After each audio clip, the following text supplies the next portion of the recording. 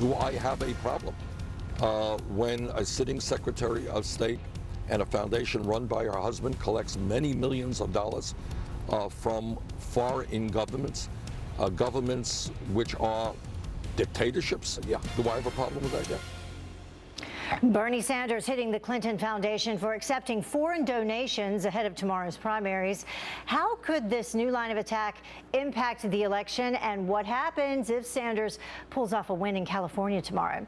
Here with a fair and balanced debate, Democratic strategist and radio talk show host Richard Fowler and townhall.com political editor and Fox News contributor Guy Benson. Thank you both for getting up so early for us. Morning. Good morning. So let's talk about this line of attack. How will this impact the Democrats? I'll begin with you, Guy. I don't think it'll impact it that much because Hillary Clinton is just a few dozen delegates away from wrapping this thing up. She'll clinch it tomorrow because, let's face it, the playing field has been tilted in her favor by the Democratic Party elites from the very beginning. She has been slowly crawling her way through this slog. She's going to get it done tomorrow because of the superdelegates. If she somehow loses California, which is not totally implausible. I mean, she could get swept and still win because of the proportional allocation. If she loses California, that's just a black eye as she wheezes across this finish line, finally. So, Richard, wheezes across the finish line is a good way to put it because Sanders is just not going away. What type of damage is he doing to her, not only now, but possibly moving forward into the general election?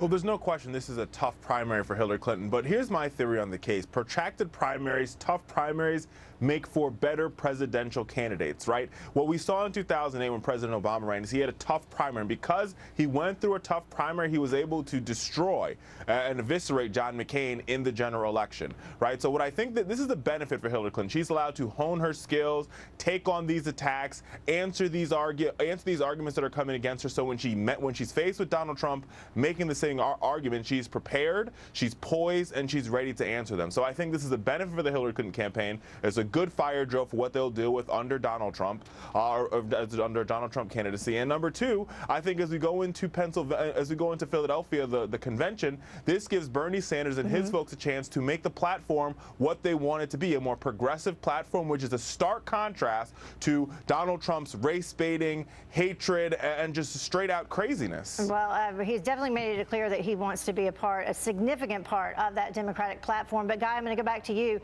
Richard was just talking about how this would benefit any attacks that would come from Trump onto Clinton in the general election. But at the same time, does it give the Trump campaign, Republicans, some fuel to use against Clinton?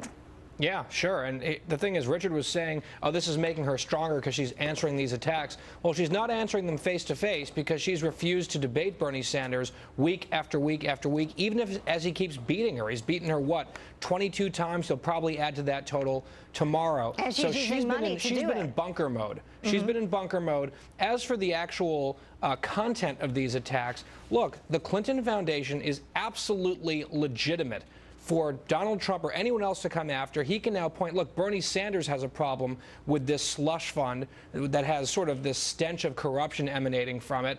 And I wonder what the race might look like, Heather, if Bernie Sanders, much earlier in this process, said the Clinton Foundation reeks to high heaven. And by the way, the damn emails that I don't want to talk about, that's legit too, as was just again confirmed last week in the Inspector General report.